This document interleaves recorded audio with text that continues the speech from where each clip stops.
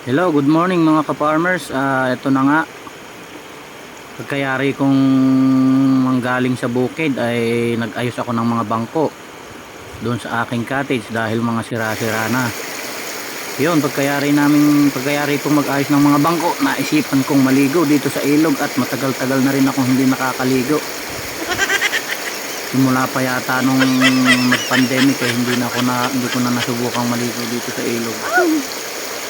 Nakapaligo man ako paminsan-minsan na lang, kaya yun, sinamantala ko na habang nandito kami sa ilog. At ayan, para akong batang naliligo at tuwang-tuwa sa paglalangoy. Hindi ko na kasi madalas nagagawa itong maligo ng matagal dito sa ilog. Magligo man ako saglit lang. Ayan, kasama ko yung aking baby. Ayan, at inaaya ko siyang maglublob. Ayaw, takot siya sa malalim. Wow, talaga naman, sobrang lamig ng tubig dito mga ka-farmers.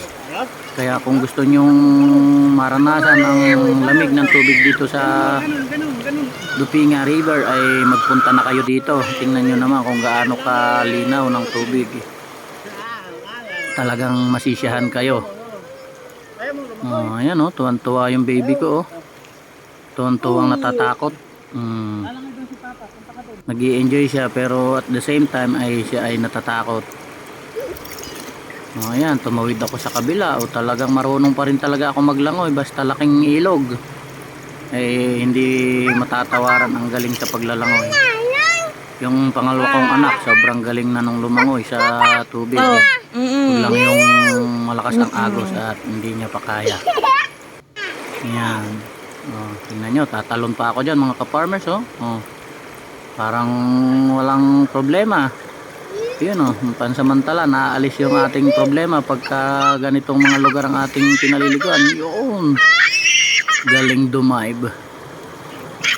Nasaan na ako? Nawala na.